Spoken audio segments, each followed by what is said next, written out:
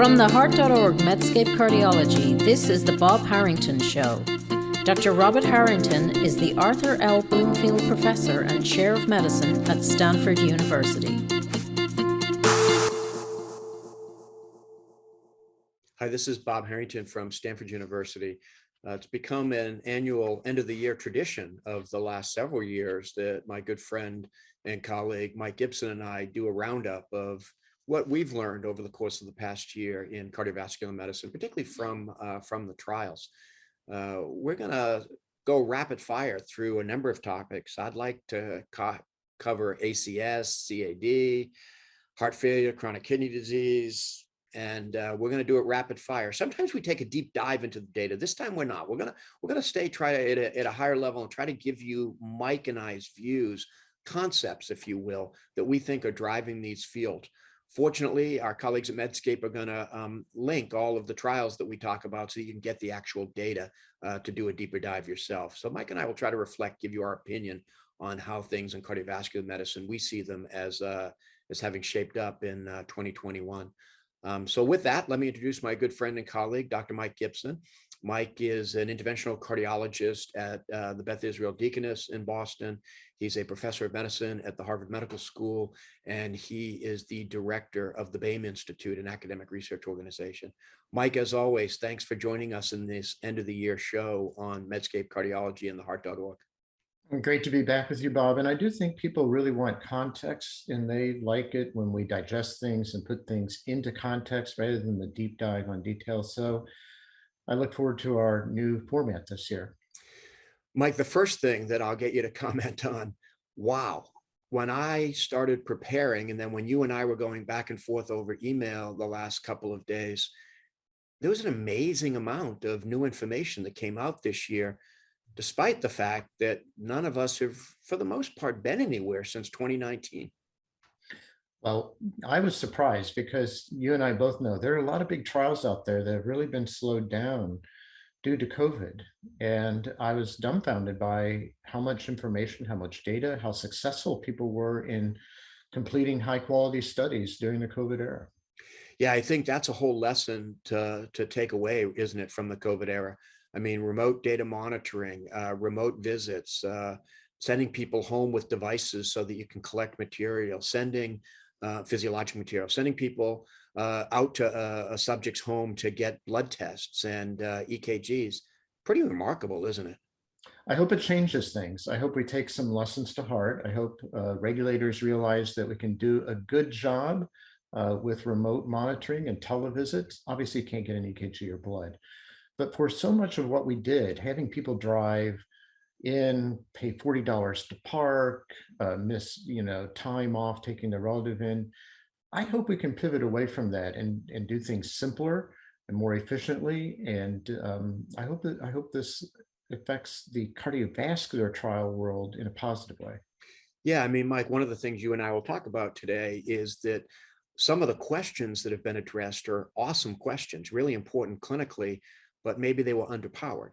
Other trials in cardiovascular medicine are sufficiently powered to even detect relatively small differences. I'd like to see more of the latter and less of the former. And maybe if we can focus on what's really important, we can get big trials really done to answer some of these clinically relevant questions.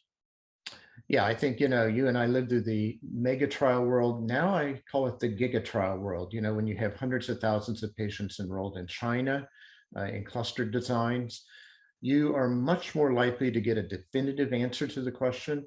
But as you say, Bob, we always in the back of our head have to say, what's the p-value here? It's the p-value statistically is significant, but the p-value for the patient, is it clinically meaningful? The p-value for the payer, is it cost effective? So it's a different approach. We'll answer the question definitively. We just have to put it into clinical context. Perfect segue to the first grouping that I want to dive into, Mike, the area that you and I have spent a lot of time in the last 30 years, and that's acute coronary syndromes, coronary artery disease, and interventional cardiology, particularly PCI. We've been using dual antiplatelet therapy for a long time now, and we've been using a lot of different agents. There's been head-to-head comparisons. Boy, this past year's told me that there's still a lot of questions left And also, we've learned some new things. I mean, I'll just throw a couple things out there and get you to riff on them. First off, while we've always been talking about prolonged DAP, I mean, we had a trial of prolonged DAP. It really is looking in new stents with other therapies that shorter and shorter durations of DAP are possible, particularly in high bleeding risk patients, which is something that our friend Roxana Moran has been particularly interested in studied. Second, Mike, is this notion of going from dual antiplatelet therapy to single antiplatelet therapy. Oh, and guess what? That single antiplatelet therapy might not be aspirin. Third, de-escalation. This is something I've always sort of talked against because, hey, the studies did X with clopidogrel, or the studies did Y with ticagrelor. Why would you switch back and forth? Well, now maybe we have some data around de-escalation. And then finally, a trial that we were involved with, Mike, aspirin. You were involved with the aspirin trial. How did we not know the right dose of aspirin? And after adaptable, do we still not know the right dose of aspirin? So let's start. Let's just tell us what you think about what happened in this world over the past year. Well, the message is the world has changed. You know, when you and I were young interventional cardiologists, we had bare metal stents and we were putting people on dextran, Coumadin, Ticlid, Persantine, they were just waiting to bleed. And in fact, they did bleed. And in fact, bleeding was the biggest risk factor for stent thrombosis. We hadn't figured it out yet. I think ticlopidine really did, revolutionize the world when we switched over to that. And obviously some better drugs came along after that. But what's fascinating is we thought we needed a year. That was the intuition that after an ACS event, you would need a year. And obviously then people began to say, oh no, we need more than a year. And we had, Pegasus and the DAP study to see if we need to extend beyond it. But Bob, I think the world has changed dramatically since those days. I mean, now we have thinner shunt stents. We have better biopolymers, or ones that are less inflammatory. We have much more aggressive lipid lowering. So we live in a world now of high dose atorva with combinations with things like ezetimibe. We have a fair amount of use, which is growing, of PCSK9 inhibition. We have a lot of other strategies, more aggressive blood pressure lowering, ACE inhibition, everything else. People are getting treated with much more evidence-based medicine, and event rates have really dropped. As we're planning current trials, we're starting to see that there aren't as many events out there as there used to be, and there aren't as many STEMIs. So, we always focused on efficacy. We always focused on number needed to treat and number needed to harm. But you know what I always say, Bob, it's also NNB, number needed to blame. Interventional cardiologists don't want to get blamed for bleeding events. And we do know that bleeding is associated with frailty. I'm not sure it's quite as dangerous in terms of a multivariate predictor of outcomes, but it may lead people to stop their drugs. And this has, of course, led to the effort that we're talking about to shorten and shorten and shorten the duration of antiplatelet therapy or dual antiplatelet therapy. We're now talking in some scenarios, particularly if someone's on an anticoagulant, to stopping at hospitalization. So less may be more, but here's my concern, Bob. I think we may have been cutting corners a bit on some of the early studies. They were awful small. They showed non-inferiority. I get nervous about small non-inferiority studies saying, looks like it's okay to shorten things. They had very broad, very, very broad confidence intervals. I am thrilled that we had two recent studies like Master DAP that was pretty big, thousands of patients. People have concluded, well, there you go. You can shorten DAP significantly without a penalty in terms of efficacy. But I want to highlight one limitation, Bob, in that these people had made it a month after their event, before their PCI, after their PCI rather, without having an ischemic event. It was cultivated for lower risk ischemic patients. And that makes me a little concerned about the conclusions we draw. Then there was a study that showed the opposite, STOP-DAP2, where, it didn't look like it was necessarily safe to stop early in a fairly well-powered study. So some different answers, but a lot of it driven by the risk of the patient, ischemic and bleeding risk. And then finally, Bob, on what's the right drug for, chronic therapy, we had the host exam study that showed clopidogrel again, 25 years later, after Capri again showed clopidogrel bested aspirin. So it's a question that needs to be readdressed in the modern era. Some of us are putting together a big PCORI grant to try and answer that. So as many questions as there are answers, maybe more questions, the world is changing.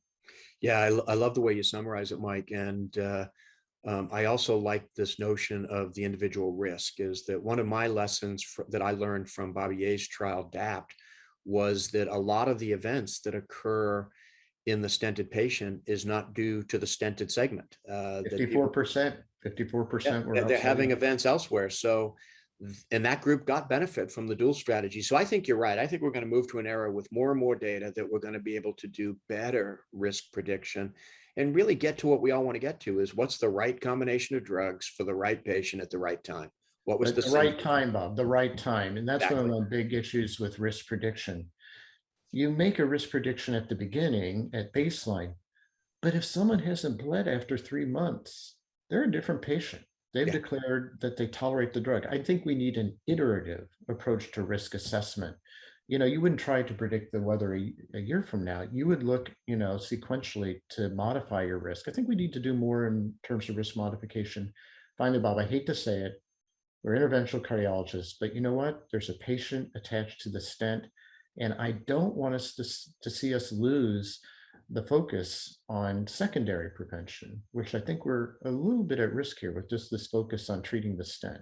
Yeah, I completely agree with that. As you know, I joke that I'm now a reformed interventionalist and have moved my practice to general cardiology. And it does force you to think a bit differently when you're seeing patients week after week in the clinic.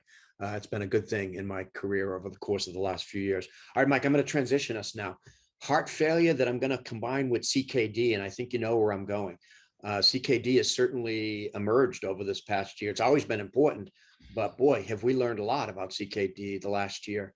And the topic last year was SGLT2 inhibitors. I think the topic this year is SGLT2 inhibitors. Yes, there's some other drugs like from Figaro and Fidelity with other agents, but maybe let's have this conversation around SGLT2 inhibitors. Boy, some real success. And, we still have things to learn, but certainly now I think safe to say cornerstone therapy for heart failure. Oh, absolutely. I mean, by the way, tough to be like the fourth or fifth kid on the block and show benefits on top of all those other drugs. Imagine if those other drugs had to show benefits on top of this class of drug. As Dr. Braunwald, my mentor and close friend, said, this class of drugs is the new statin. And I also, I go to a lot of meetings these days with people in the renal area. And, unlike cardiology, they're often very pessimistic. They haven't had a win. They haven't had a win for their patients in a long time, and you're like, what works? What works for your patients? They're like, nothing works. This is so great to see something that actually may improve people for that axis, particularly where you have heart failure and kidney disease, or heart failure with diabetic kidney disease, or diabetic kidney disease, that whole axis. This is a big, big, big win for patients. Yeah, I like the way you say it, Mike. And for me, chronic kidney disease, we've talked about it being a CKD risk factor. I mean, a CAD risk factor. It certainly is at this nexus, as you've said, of coronary disease, metabolic disease, heart failure. It's all intertwined. And I actually have applauded my heart failure colleagues coming out of HFSA this year.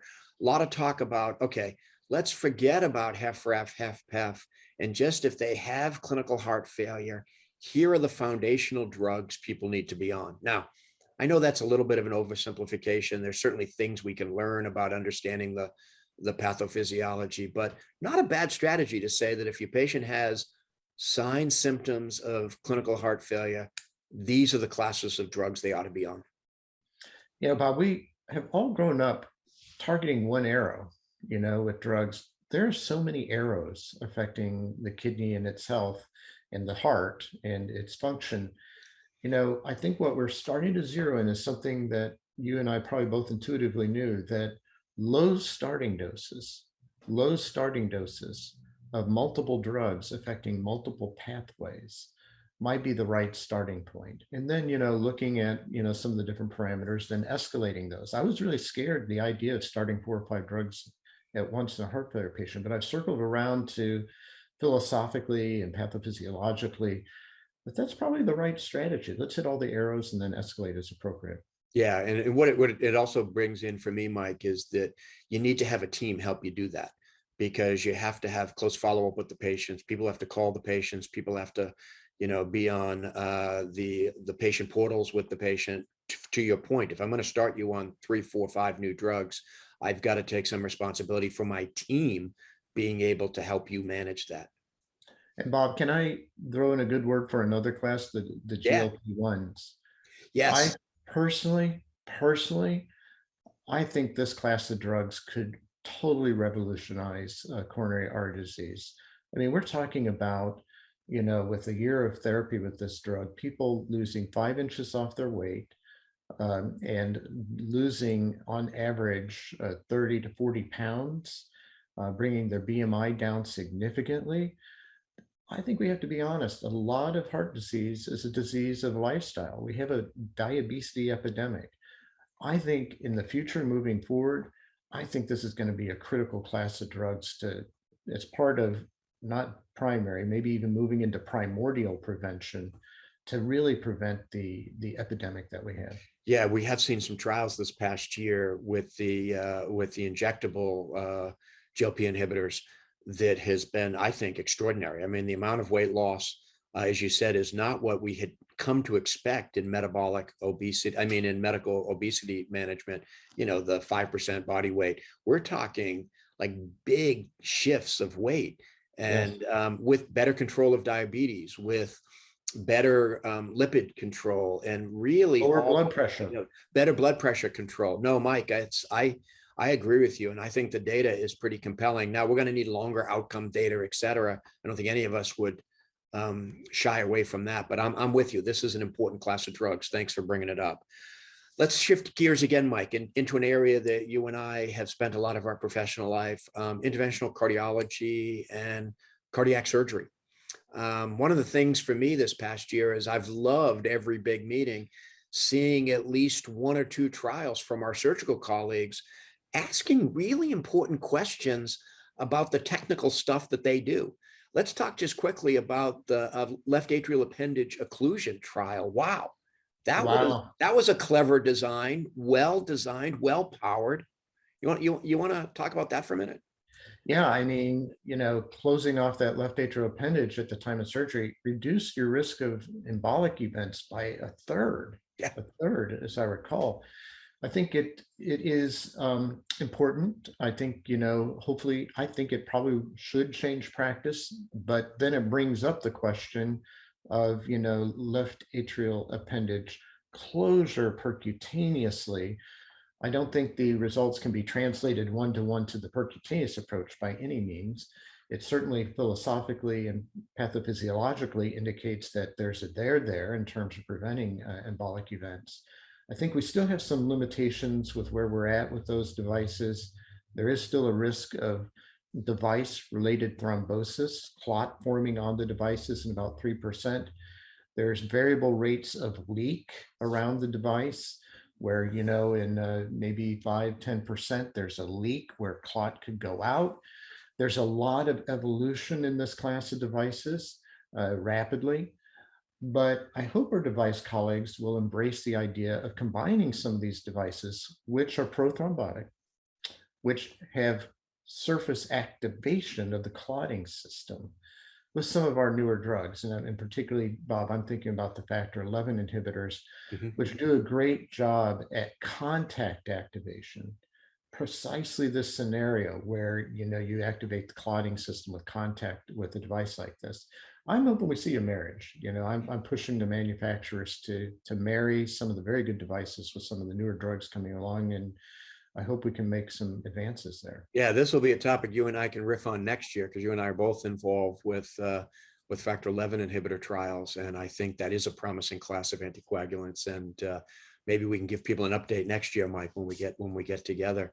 Another great trial that the surgeons conquered or attempted was the what do you do when you're repairing the mitral valve when you have concomitant TR? I mean, that's an important clinical question, right? Do you assume that as you lower left atrial pressures and lower pulmonary artery pressures, that's going to translate ultimately into less TR? Or do you say structurally that valve has been damaged and we're going to have to, cinch it up a bit and put in a ring, et cetera? They did a randomized comparison. What do you think of that one? Yeah, again, I applaud our surgical colleagues for the rigor with which they're doing these things. By the way, Bob, yesterday a statement came out in circulation from the AHA on, surgical trials and the methodology to do these trials. And there's been tremendous advances. But you're right, Bob. I mean, once the horse is out of the barn, you may need to do more than just fix the one valve. Yeah, and I again applaud my surgical colleagues. This one done through the CT Surgical Network, through the NHLBI. Just the fact that they're willing to tackle some important questions like this. I saw the CERC paper as well. Yeah, really, really important statement. And kudos to our surgical and medical colleagues who are working together in that network. FAME3. My colleague here, Chief Cardiology at the Palo Alto VA, Bill Ferrin, really worked hard on this one, and trying to understand if you really do complete revascularization using FFR guiding versus surgery, bypass surgery, what will the outcomes be? Well, the surgeons won on this one, didn't they, with CABG with advanced disease? Yeah, I mean, I love Bill. I think he set up a high bar for himself, to beat surgery in complex disease. I don't know that we're there. I think surgery still wins, but I don't know that that's necessarily a bad rap on the technology for the less severe lesions. So I hope people don't take away, and sadly, I think some people took away the message that FFR is not helpful. I don't believe that. I do think in a less severe range, it is very helpful. But I think there's been a tremendous advance that I'm very excited about, and that is the computerized assessment of FFR based on angiographic images. And, Bob, for 35 years now, I've run an angiographic core lab, and we've been analyzing arteries and analyzing their volume, in multiple dimensions. Of course, I invented the frame count, and we know how long a time it took up to fill that volume. So knowing volume and time, we have flow. And knowing flow and knowing the geometry, now there's really great computer fluid dynamic modeling software that looks at, resistance and does FFR in the lab from the angiogram. And what we're seeing are a series of studies showing that, like, the pressure wire, it can tell you you don't need to intervene on this lesion, but I always see it in the LAD. It may not look that tight, but it's longer. It's a long lesion, and you really should intervene on that one. So it's inexpensive. You won't have to put a wire in. No complications, no thrombotic complications, dissections. I think it could really change cath lab management. So don't give up on FFR. No, I'm not giving up on it at all. I think that Bill has done us a real service of being able to think through the issues associated with maybe when you use FFR, when it provides the most incremental information. And like you, I liked the secondary analysis of FAME3, where they showed that there really is a gradation of benefit of surgery over percutaneous revascularization based on the syntax score. And again, it gets to our earlier conversation, Mike, of trying to find the right approach for the right patient at the right time. And using our tools that we have available, in this case, physiologic flow, can be an important way to help clinicians and patients have informed decision-making. Absolutely. But you know me, there's a lot going on beyond the stenosis down in the microvasculature. And Bill and his team and you guys at Stanford are doing a great job looking at IMR, Yeah. looking at microvascular resistance. And, that offers the hope also of really risk stratifying. And also during a STEMI, IMR is now being used to say, do I need to give something down in the microvasculature, one for the road for a lytic or 2B3 inhibitor or vasodilator, or am I good to go? So it's starting to creep into trials, and someday it may be part of our decision-making armamentarium. Well, there's a whole other conversation we could have about the adjunct of medical therapy to, for example, primary PCI. It's more than just getting in there, opening it up and leaving. There may be groups of patients, certainly the shock patient is at the extreme, but as you point out, there's gradations of abnormal microvascular flow. You've shown this with the blush, that we really need to think about what should be the additional therapeutic approach. And I got to emphasize it again, the LAD and the right coronary artery are two different animals. The LAD feeds a thick-walled ventricle. It's longer. There's a greater amount of myocardium at risk, and you get edema, lots of edema in that LAD territory. It behaves totally differently than a right, which is a larger, wider vessel, more clot, shorter, feeds into a low-pressure system. Probably going to need very different strategies of how to manage all this. Well, Mike, we over the last almost half hour have covered an amazing amount of topics, and I still on my list have another dozen that I'd love to chat with you about. And I know that you and I have gone back and forth with all the trials. This has been a fantastic conversation. I hope people enjoy it.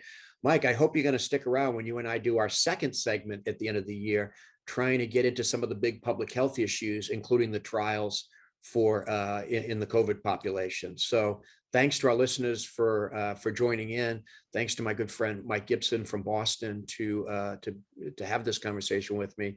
And do join us on part 2 of what went on in cardiology in 2021. Thanks, Mike.